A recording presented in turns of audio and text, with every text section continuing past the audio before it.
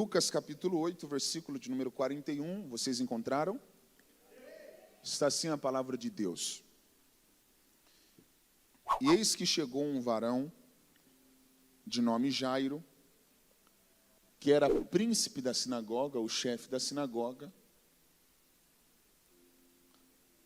prostrando-se aos seus pés, ou seja, ele se prostrou aos pés de Jesus, rogava-lhe muito que entrasse em sua casa. Versículo 42, porque tinha uma filha única, de quase 12 anos, que estava à beira da morte. Aí vamos agora ler o versículo de número 49, tá? Do mesmo capítulo, versículo 49. Estando ele ainda falando, chegou um dos principais da sinagoga, dizendo: a tua filha já está morta. Por que incomoda ainda o mestre? Versículo 50. Jesus, porém, ouvindo estas palavras, respondeu-lhe dizendo: não temas, crê somente e será salva. Muito obrigado, queiram tomar os vossos assentos.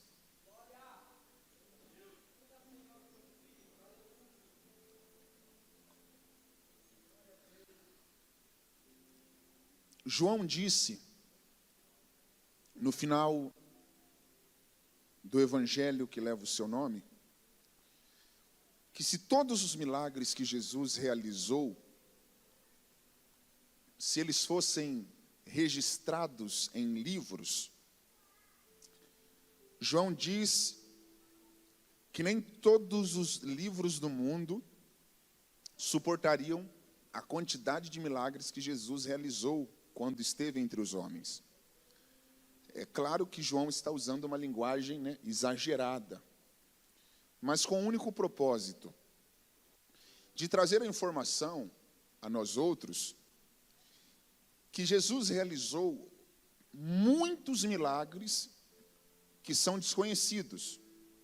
Ou seja, Jesus, quando esteve entre os homens, por 3 anos e meio, 3 anos e 6 meses, ele viveu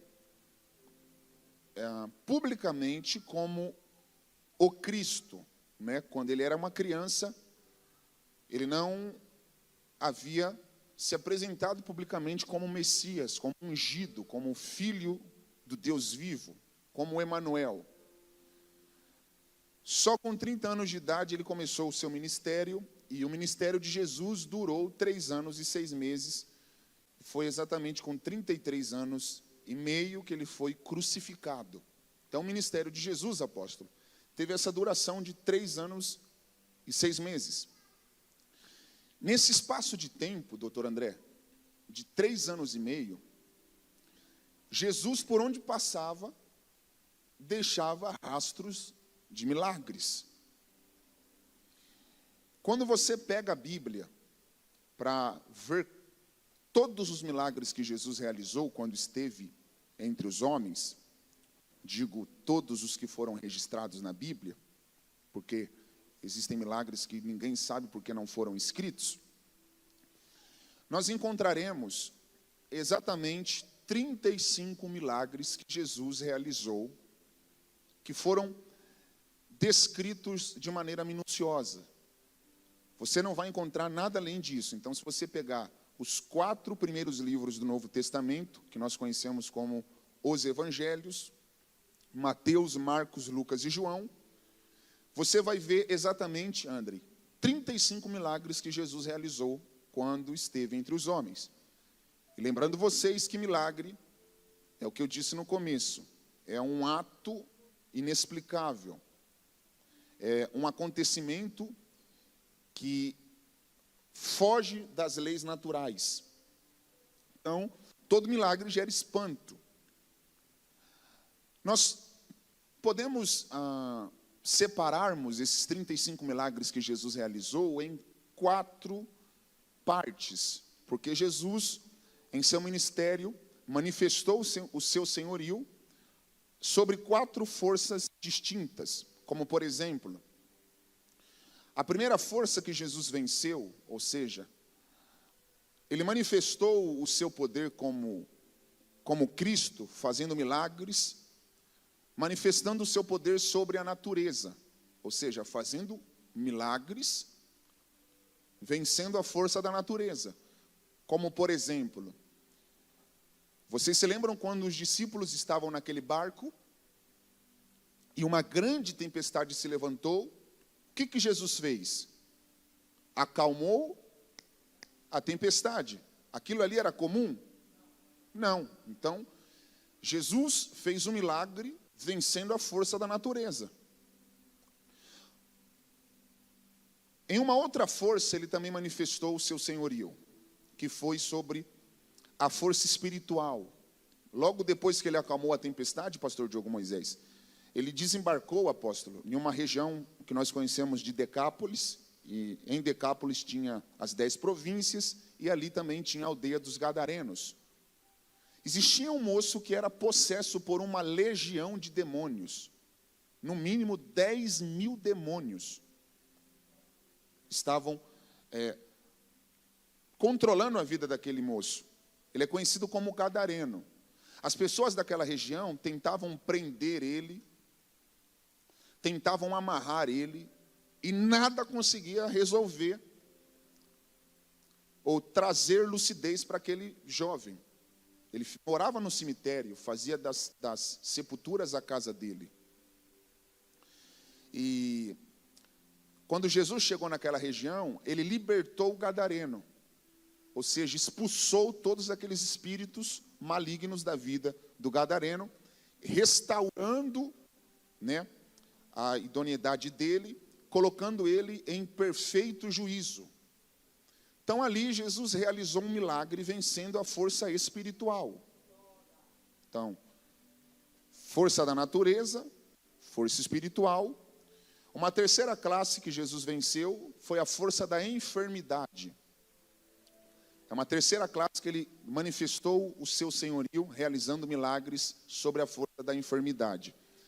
Como, por exemplo, nesse episódio aqui mesmo, quando ele estava indo para a casa de Jairo, o apóstolo, apareceu, como é o seu nome? Andoilson? Quando ele estava indo para a casa de Jairo, você é muito bonito, hein, Andoilson? Parece que eu estou pregando com o Barack Obama aqui do meu lado. Andoilson. Quando Jesus estava indo para a casa de Jairo, apareceu uma personagem ali na história que ninguém estava esperando. Uma mulher que estava sofrendo 12 anos com um fluxo contínuo de sangue, uma hemorragia.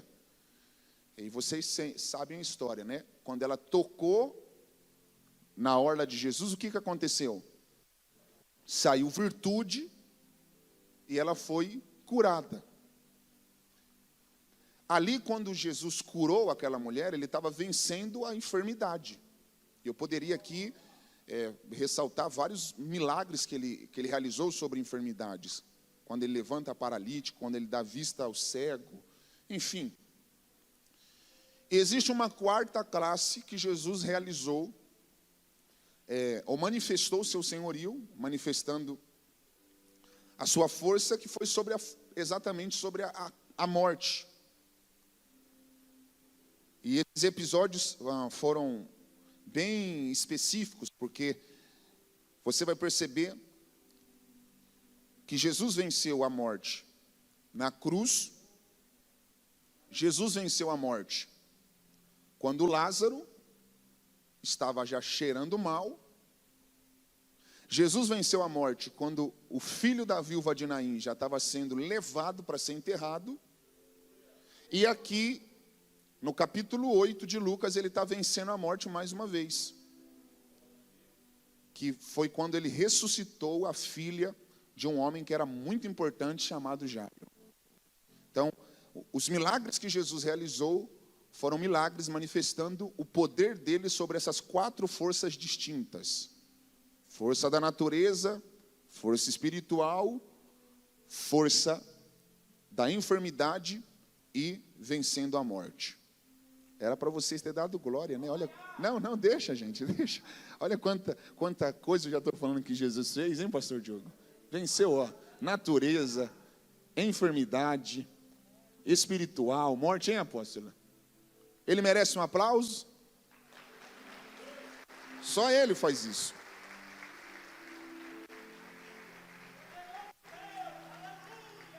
Eu quero aproveitar isso aqui, essa introdução. Se você crê, você pega, tá? Não faz nada na força. Eu não sei qual é a área que você precisa de uma ação divina. Mas você tem que entender. O Deus que você serve, Ele é poderoso para agir em qualquer área que for necessário. Ele pode vencer qualquer tipo de força. Vamos lá. Eu estou falando aqui para vocês, preste atenção, gente, de um homem chamado Jairo, André, que ele era como se fosse um pastor nos dias de hoje. Ele era príncipe da sinagoga. Ele era responsável por organizar o local onde os judeus se reuniam para glorificar a Deus. Sinagoga, naquela época, não era apenas um local onde os judeus se agregavam para prestarem cultos ao Eterno, mas também era um local onde semanalmente tinha escola, né? Ensinavam as crianças. Então Jairo estava com a responsabilidade por todo o funcionamento da sinagoga, apóstolo. Ele tinha uma única filha que foi tomada por um mal desconhecido. Não existe nenhum pastor, preste atenção, não existe nenhum pregador que pode afirmar qual foi o mal que pegou essa menina. Porque é um mal desconhecido. A Bíblia diz que ela estava à beira da morte, moribunda, quase morrendo. Mas o que levou ela à beira da morte? Ninguém sabe dizer. Porque a Bíblia não falou se ela pegou um câncer, se ela foi atropelada, se ela estava com lepra, se ela estava com pneumonia, se ela estava com leucemia. Ninguém sabe qual foi o mal que pegou essa menina. É um mal desconhecido. Só que alguma coisa muito negativa pegou ela ao ponto de levar ela para a beira da morte. Essa expressão que você vai ver na Bíblia. Ela estava moribunda, quase morrendo. Versículo 42. Jairo tinha uma filha única, de quase 12 anos. Quantos anos? Quantos anos? 12. Que estava à beira da morte. Quase morrendo. Agora, gente, vamos imaginar a dor desse pai aqui, doutor André. Vamos imaginar. Com certeza, quando essa menina nasceu, Jairo fez várias projeções proféticas para essa menina. Como um bom pai, com certeza, apóstolo, Jairo, nem ela apenas, mas Jairo tinha planos para ela. E Jairo não tem mais de um filho, né, para projetar. Esse aqui vai ser médico e essa aqui vai ser juíza. Não. Todos os sonhos que Jairo tem estão canalizados nessa menina. Porque quando a Bíblia fala de filhos, preste atenção aqui. Quando a Bíblia fala de filhos, a Bíblia está falando de continuação de história. Por que Abraão queria tanto um filho? Você pode ver, a maior indagação de Abraão para Deus era isso aqui: Deus, eu estou rico, estou milionário, estou próspero pra caramba, tenho um Mercedes na garagem, BMW, minhas empresas estão todas no auge. Só que depois que eu morrer, isso aqui vai ficar tudo para o meu mordomo? Vai ficar tudo para Eliezer? Então, a maior indagação de Abraão era não ter alguém para continuar a história dele. Então, quando Deus faz uma promessa para Abraão, prometendo que daria um filho para ele, Deus estava animando ele, falando, a sua história vai continuar. Então, filhos na Bíblia representa isso, continuidade de história. Alguém entende o que eu estou falando? Ó, eu vou simplificar aqui para vocês entenderem. Eu, por enquanto, não tenho nenhum filho. Por enquanto. Eu tenho muito sonho de ter, né? Como acredito que todo mundo quer de Deus, né? Não é uma obrigação, mas a maioria das pessoas que entendem que a família é projeto de Deus, sonham, né? E eu tenho esse sonho. Eu já consegui várias vezes imaginar o Raiquinho, né? O Raiquinho. Imagine pequenininho, apóstolo. Ele assim, se você não pegar, eu vou pular aí. Aí acabou. Vai ser a alegria do pai, né? Eu com o cabelinho branco, apesar que eu não sei se eu vou ter cabelo, que eu estou vendo que já está ficando feio o negócio aqui. Mas enfim, então é o sonho, hein, pastor Diogo? Quando você vê o Natan correndo, suas projeções foram lançadas sobre ele. Quando o senhor vê o bispo Rodrigo, apóstolo, hein, apóstolo? Você sabe, um dia eu vou partir, mas meu filho vai continuar o que eu comecei. Então, isso é normal, é natural. Você que é pai, você que é mãe, você sabe. Você já fez várias projeções para o seu filho. Vou lutar, vou trabalhar para colocar na faculdade, para que ele se forme para isso. Enfim, uns dizem, o meu vai ser jogador de futebol, o meu vai ser advogado, o meu filho vai ser médico, né? Todo pai sóbrio, deseja o melhor para os seus filhos. E Jairo era um homem sóbrio. Só que agora, ele está perdendo a única filha dele. A única filha, o único depósito dos sonhos dele, está à beira da morte. E gente, olha que interessante. Jairo no meio do maior desespero. Eu vou começar minha pregação agora. Eu só introduzi para vocês entenderem a história. Se vocês não pegar, eu vou pular aí, hein? Porque isso não é... No maior desespero. Apóstolo, o senhor pode ler para mim só o versículo 41? Eu não vou pôr o senhor em um rolo, não. Só ler o que Jairo fez, nós vamos ver. Aqui, pode ser aqui mesmo. Olha o que esse pai fez, gente. Se ele não pegar, apóstolo, a gente já acaba a pregação. Aqui, o 41. E eis que chegou um varão de nome Jairo, que era príncipe da sinagoga, e prostrando-se aos pés de Jesus, rogava-lhe que entrasse em sua casa. Apóstolo, Jairo é importante. Está com um grande problema. O senhor acha que ele está desesperado como pai? Muito. Isso aqui, só quem estiver ligado vai conseguir pegar essa revelação. Então, Jairo não quer perder a filha. De jeito nenhum. Você acha que ele está apavorado, apóstolo? Bastante. Mas vamos ver, olha que palavra revelada, André. Eu estou falando de um homem que está enfrentando um tsunami. Porque para Jairo recorrer até Jesus, ele falou assim, não quero nem saber o que o sistema religioso vai pensar, porque Jairo não podia fazer isso. Jairo fazia parte de um sistema, alguém pegou. Jairo fazia parte de um sistema religioso que era contra Jesus, gente. Eu não sei se eu estou arrepiado. Eu não sei se vocês já pararam para observar que a classe que mais se opôs ao ministério de Jesus foi a classe religiosa. A classe religiosa e a classe política.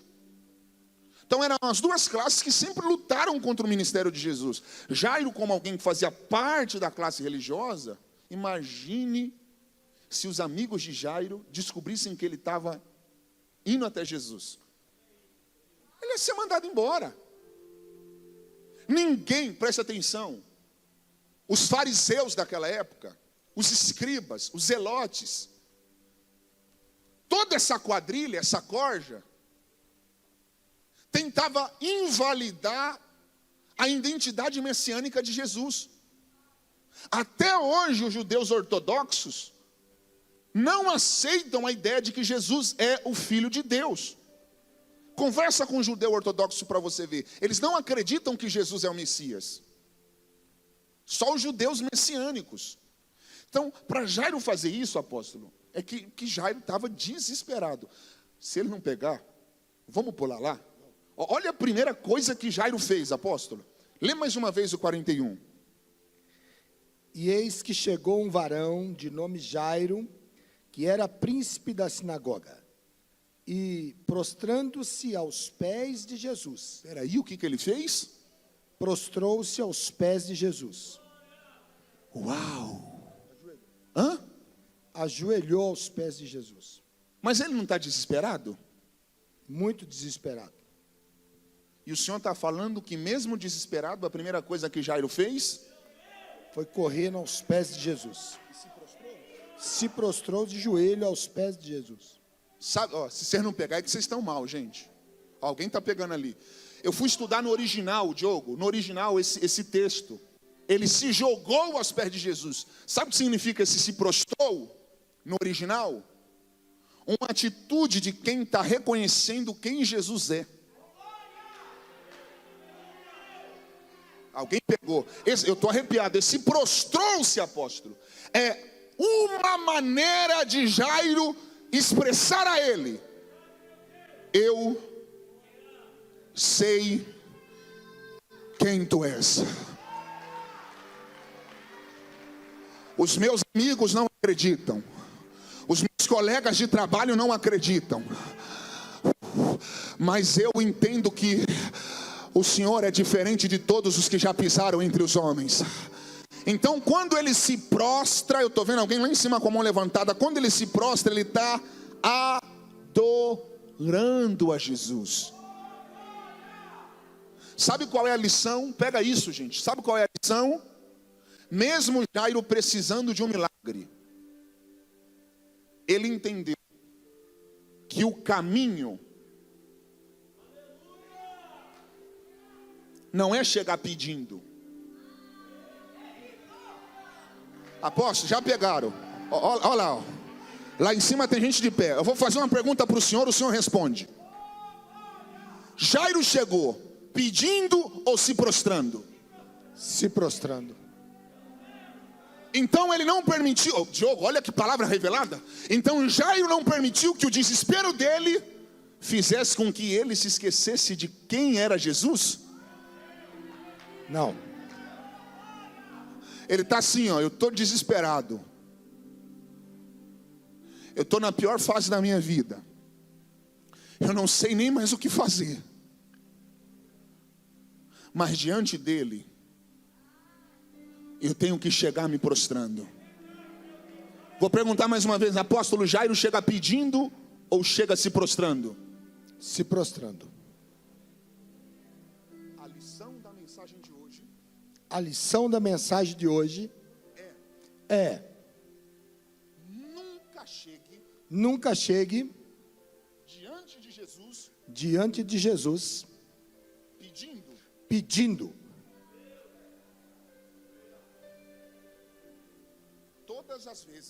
Todas as vezes que você chegar diante dele, reconheça quem ele é. Reconheça quem ele é. Eu sei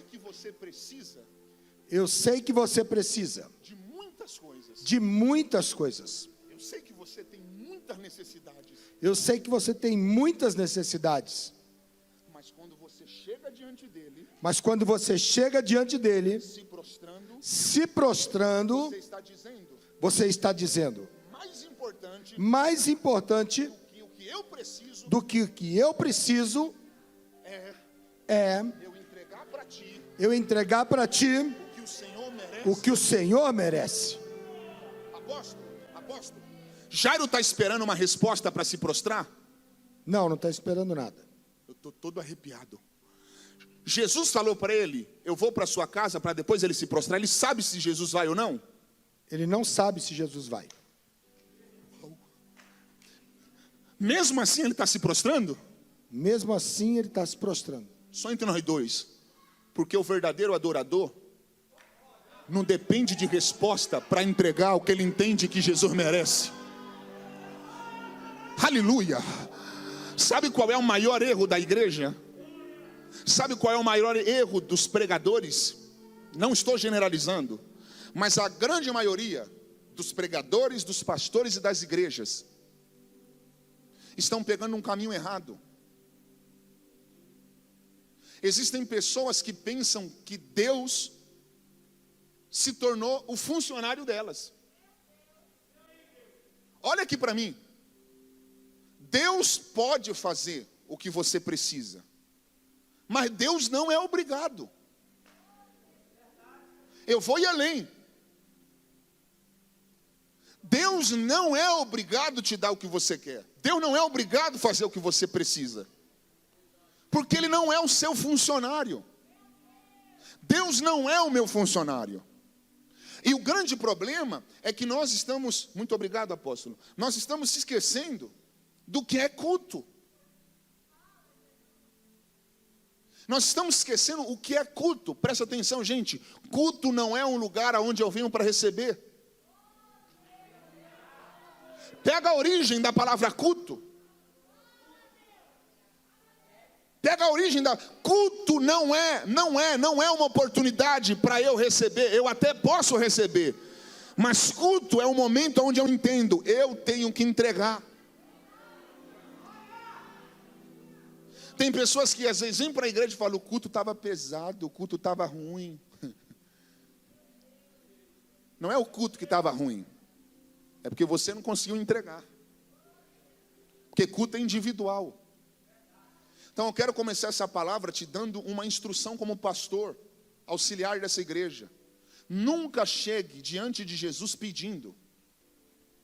Fala para quem está do seu lado. Antes de pedir qualquer coisa para Deus, agradeça a Ele. Adore a Ele. Tem pessoas que chegam na igreja, Deus, eu preciso de um carro assim, eu preciso de um emprego assim, eu preciso de um salário assim, eu preciso que o Senhor mude o meu familiar. Aí ela fala tudo que ela precisa. Tudo. Mas não adora a Deus.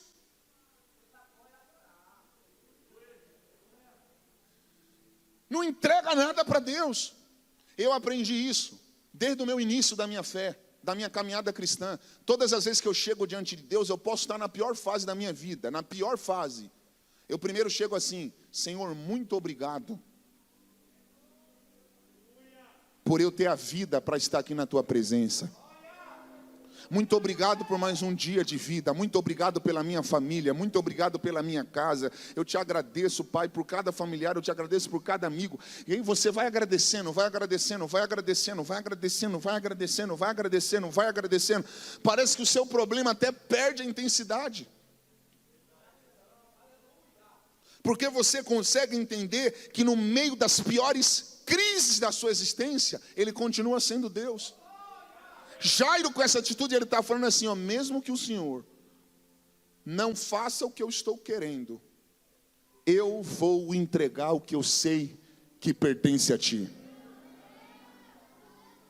A igreja brasileira precisa restaurar o altar da adoração. Eu vou repetir, a igreja brasileira precisa restaurar o altar da adoração. Tem muitos cultos, preste atenção, que tem músicas. Eu sou pregador itinerante e eu todos os dias prego em todas as denominações. Cada hora eu estou numa igreja diferente, Batista, Assembleia de Deus, enfim. Daqui a pouco eu estou até na católica. Porque esses dias eu estava pregando, foi até o padre católico me ouvir. Carismático, já fiquei feliz pra caramba com o padre. Padre falando línguas estranhas. Falei para ele, me leva lá na capela para pregar. Então eu prego em várias igrejas. Várias igrejas. E o que eu vou falar aqui para vocês é algo que eu vivo, eu sei.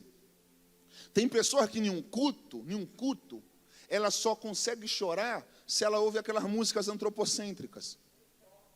Por exemplo, músicas assim, Deus vai te levantar das cinzas e do pó, Deus vai cumprir, Deus vai fazer. Essas músicas são ruins? Não são ruins, são músicas boas, motivacionais. Mas preste atenção, todas as vezes que alguém canta daqui, falando para você, não está cantando para Deus, está falando que Deus pode fazer na sua vida. Isso aqui, ó, música que sai daqui e vai para aí, não é louvor, é música. Louvor nunca vai sair daqui e ir para aí. Louvor vai sair daqui, só tem uma direção. Tipo assim.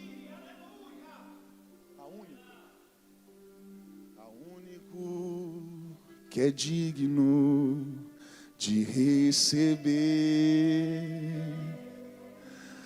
a honra e a glória, a força e o poder.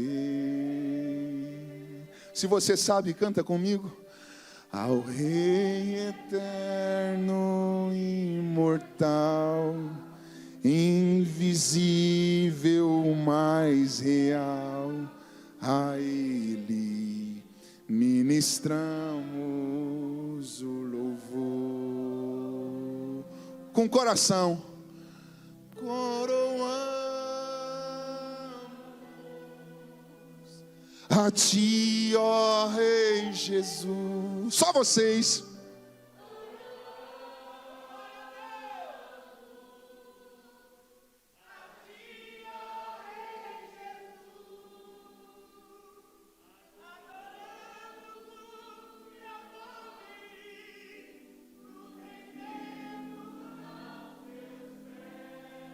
Consagramos todo o nosso ser a Ti.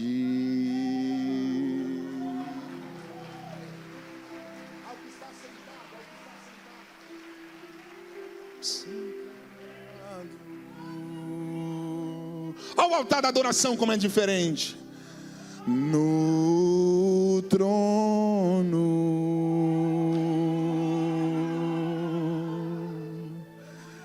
e ao Cordeiro, aleluia, seja o louvor. Eu tenho problemas, mas eu não vou me esquecer quem Tu és. A honra. Olha a jovem de pé aqui, olha a mãe com criança no colo marchando. Seja a glória, aleluia. Vamos levantar o nome dele. Seja o domínio. Por quanto tempo? Por quanto tempo? Séculos dos séculos. Seja a honra mais uma vez, seja a honra. Seja a honra. O diabo pensou que ia tirar o louvor dos teus lábios. O diabo pensou que ia arrancar o cântico do Senhor das tuas remaplace. Mas mostra para o diabo: eu não dependo de circunstâncias favoráveis para reconhecer quem é o Deus que eu sirvo. Eu vou entregar o meu melhor. Agora para tremer o horto florestal. Poderoso Deus.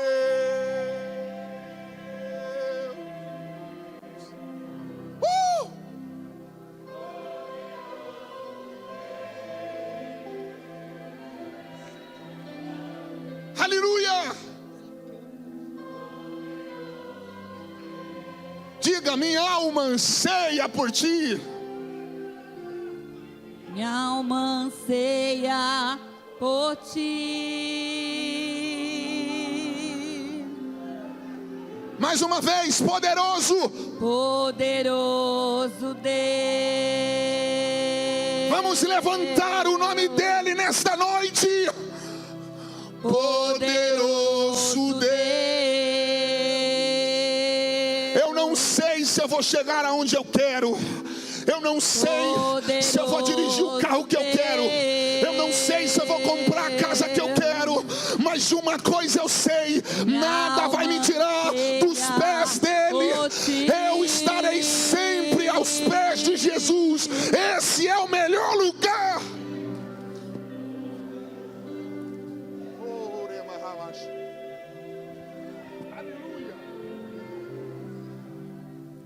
Poderoso Deus,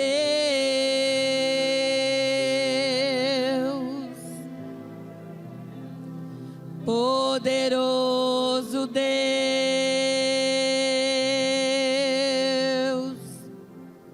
minha alma anseia por Ti.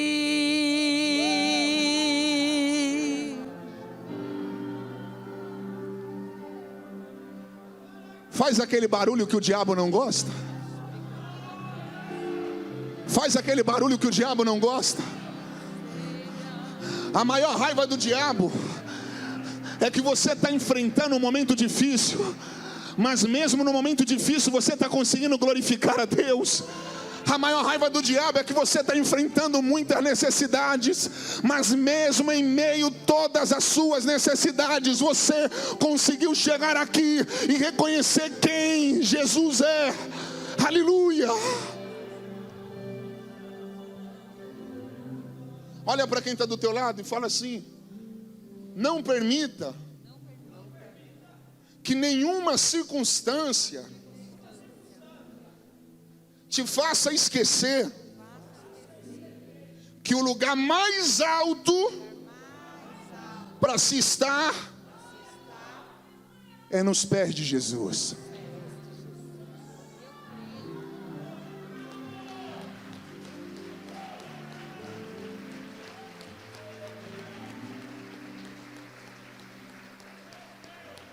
Adoração. Adoração.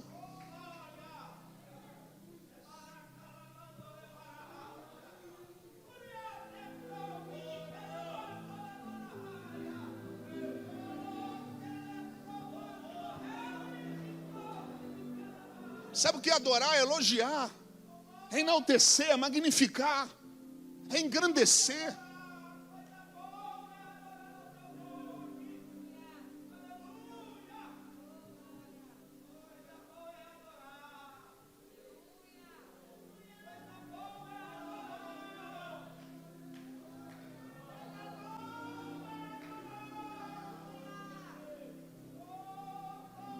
Teve uma época da minha vida, escuta o que eu vou te falar, que eu vivia na igreja, movido por essas musiquinhas.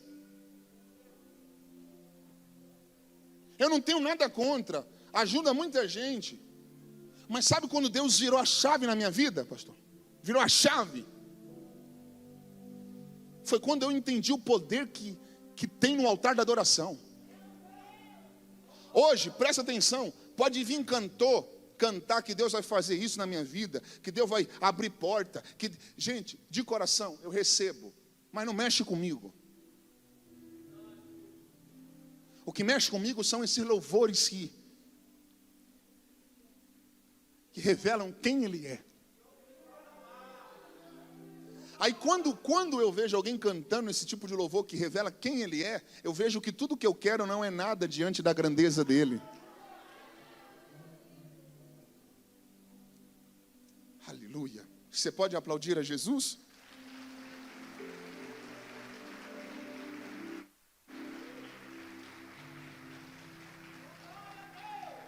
Jairo se prostrou.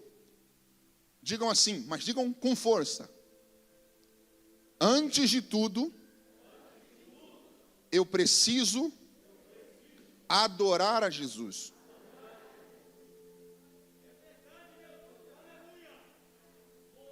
Então, esse é o caminho. Eu tenho base aqui, mas eu não vou ficar me estendendo muito, senão nós vamos acabar o culto tarde. Vou ser muito objetivo nos pontos. Jairo chega, se prostra. Depois que ele se prostra, apóstolo, ele pede. Olha como Jairo está indo pelo caminho certo. Ele primeiro se prostra para depois pedir. É isso. O problema de muita gente é que inverte os valores. Primeiro pedem, para depois adorar. Jairo não, Jairo adora para depois pedir. E é o que Jesus ensinou na oração do Pai Nosso. Olha o que ele diz, quando vocês forem orar, o conselho que eu dou para vocês é esse aqui. Façam a seguinte oração: Pai Nosso que estás nos, santificado seja o teu. Isso aqui é adoração, gente. Pai Nosso que estás nos céus, o Senhor está acima de tudo e de todos. Santificado seja o teu nome. Ó, levantando o nome dele. Olha Jesus ensinando. Em toda oração vocês precisam entender primeiro quem Ele é. Depois que vocês entenderem quem Ele é, levantar o nome dEle, exaltar o nome dEle, aí vocês vão poder pedir: venha a nós o teu reino. Eu não posso chegar falando venha a nós o teu reino, sem primeiro levantar o nome dele. Então primeiro eu levanto o nome dele para depois pedir o reino. Pegou? É o que Jairo está fazendo, ele levanta o nome para depois pedir. E esse segundo tópico é muito interessante também. Porque Jairo entende que ele precisava pedir. Ele precisava suplicar. Apóstolo, eu vou jogar uma para o alto aqui. Diogo, está com a chave do Corolla? Se ele não pegar, liga o carro e nós vamos embora. Eu vou só jogar para o alto essa aqui, hein? Deus tirou o povo, pega isso. Deus tirou o povo do Egito. Só que na hora que o povo estava saindo, Deus falou para Moisés: vai até Faraó e pede ouro, prata e bronze. Mas se Deus tirou o povo do Egito, por que Deus não falou com o Faraó? Para Faraó dar ouro, a prata e o bronze.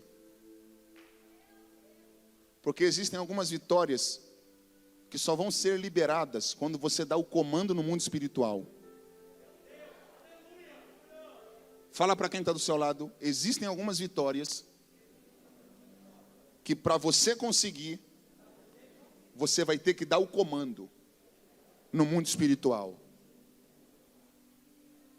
Tem coisas que você só vai conseguir pedindo.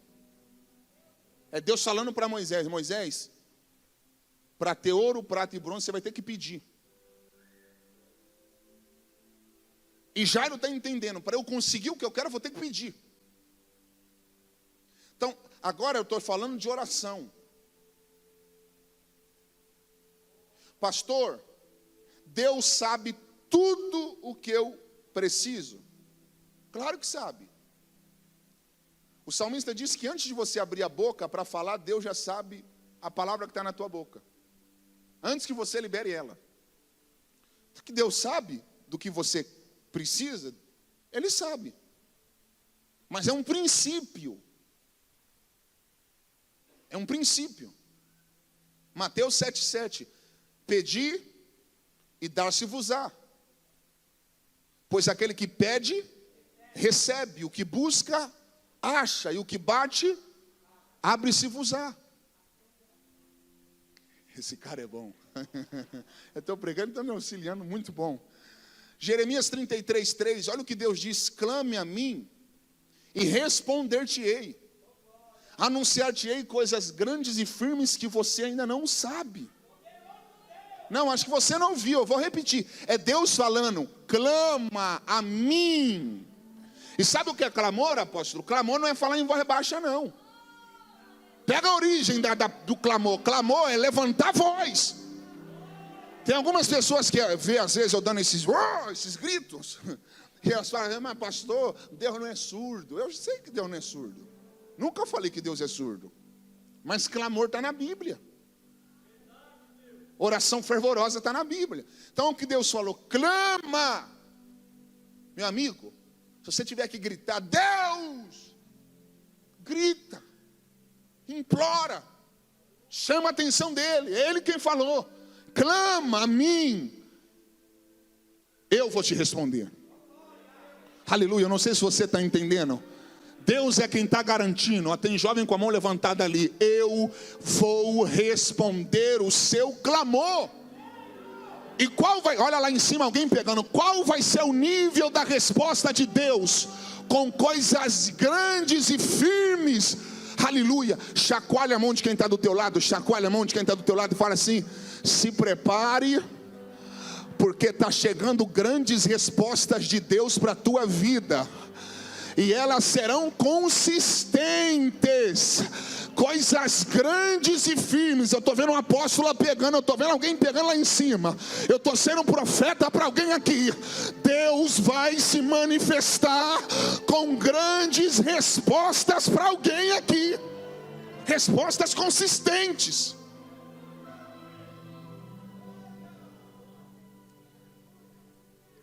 Salmo 50:15, Deus diz: invoca-me no dia da tua angústia, e eu te livrarei. A oração não é uma fala monóloga.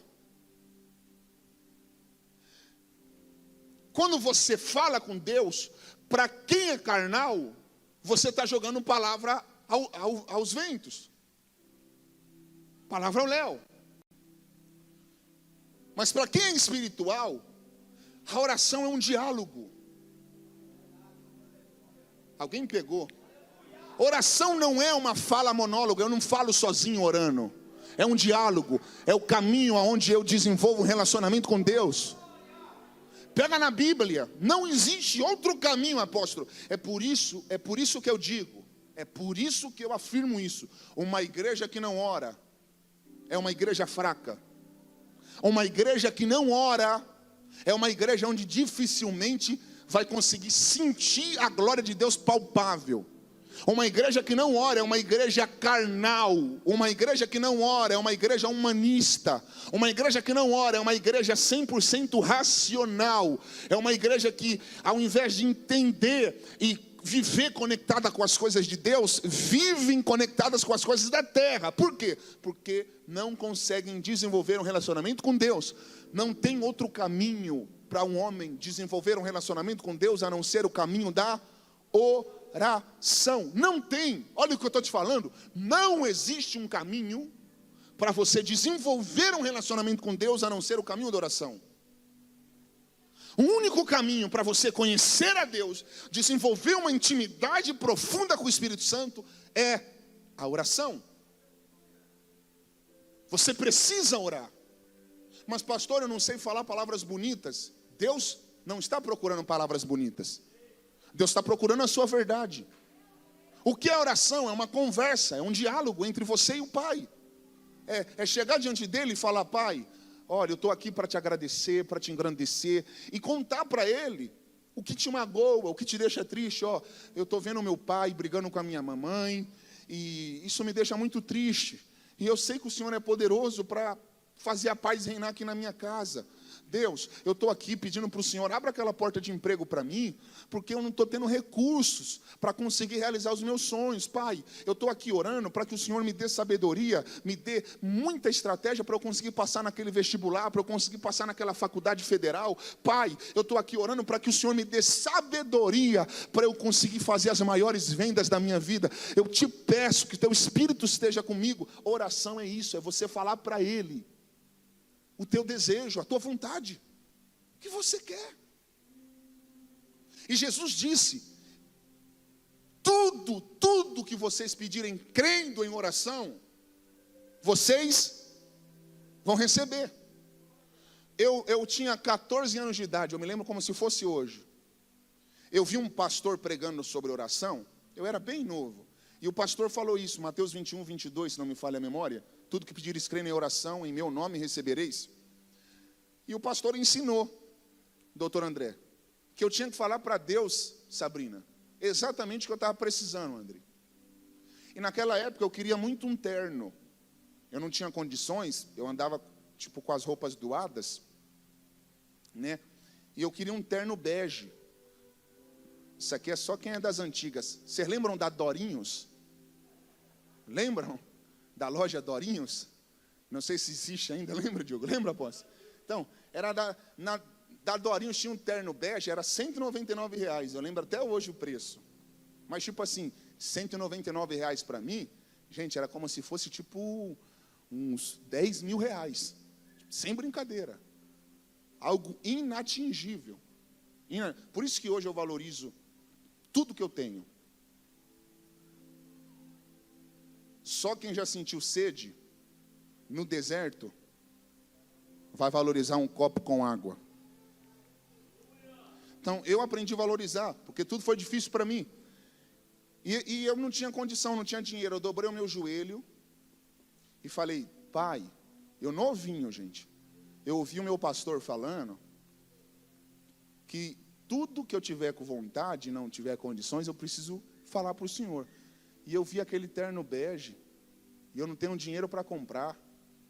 Os meus pais não têm dinheiro para me dar. O Senhor pode me dar ele? Gente, olha, uma experiência de mais de muitos anos atrás. Tinha 14 anos de idade. Aí eu orei. Na mesma semana, tinha um pastor que morava na minha rua. Ele falou assim: Raik, depois vai lá em casa, tem uma bênção para te dar. Quando ele abriu o guarda-roupa, chuta o que tinha dentro do guarda-roupa. Um terno bege. Eu tô chorando aqui, porque eu estou me lembrando. É algo muito simples. Mas é nessas pequenas coisas que você consegue ver o cuidado de Deus. A maioria das coisas que eu tenho hoje são frutos das orações que eu fiz lá atrás.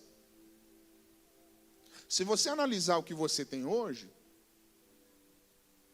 muitas coisas que você vive hoje são resposta de orações passadas.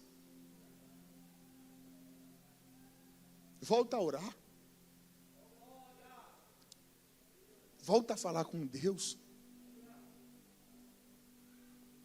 A sua oração tem tanto poder que você nem imagina. Aleluia. Apóstolo,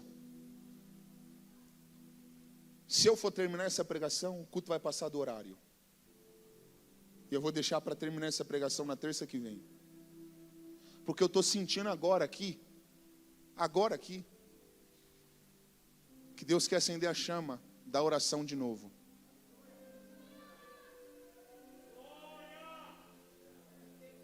Olha, preste atenção. Pedro foi preso. A igreja começou a orar. Sabe qual era a oração da igreja? Liberta Pedro. Tira Pedro da prisão. Vamos lá. Qual era a oração da igreja? Qual era a oração da igreja? Eles estavam orando.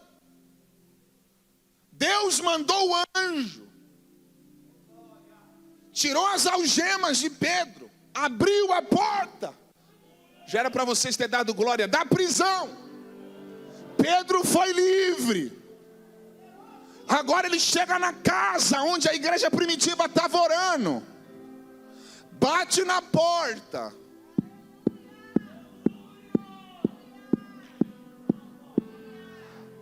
Alguém diz: quem será? Sai uma espécie de empregada, uma jovem. Quando ela abre a porta, André, chuta quem estava na porta. Quem? Aí ela ficou espantada, voltou para contar para a igreja. Gente, vocês não imaginam quem está na porta.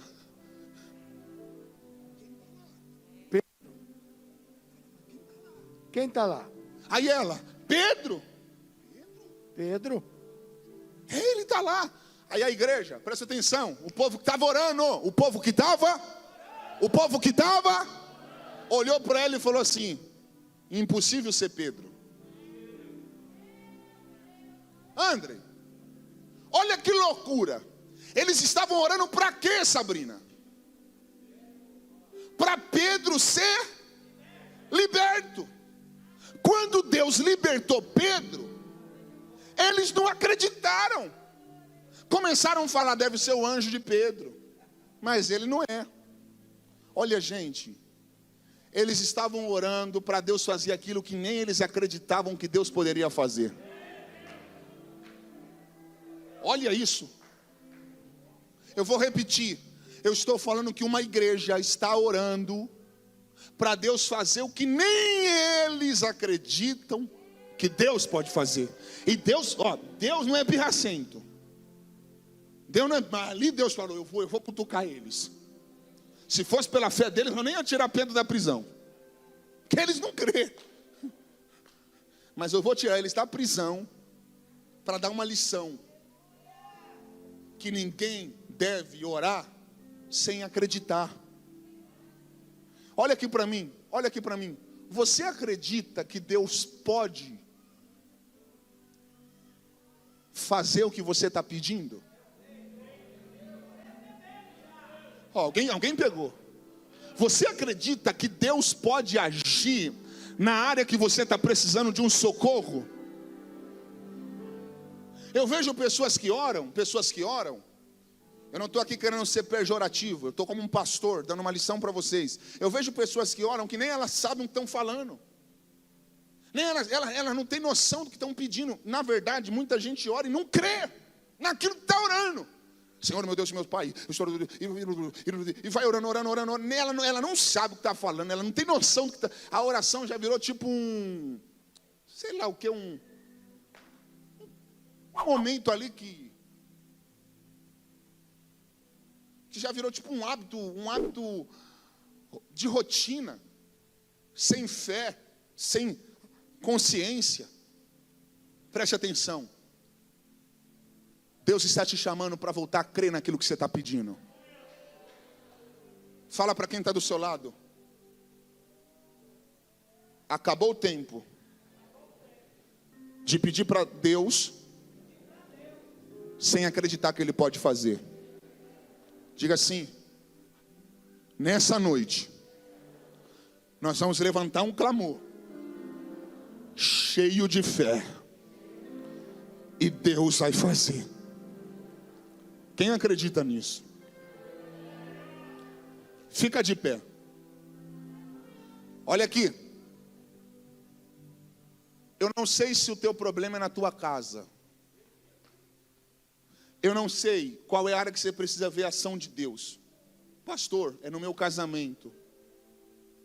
Meu casamento está bagunçado, eu estou na beira do divórcio.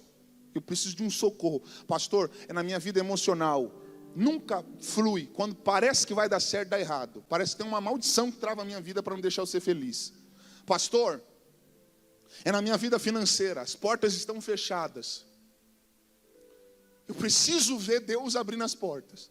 Olha, eu não sei qual é a área que você precisa ver o agir de Deus, a ação de Deus. Mas nós vamos levantar um clamor. Mas você vai levantar um clamor com fé. E eu estou profetizando que ainda esse ano você terá grandes respostas de Deus.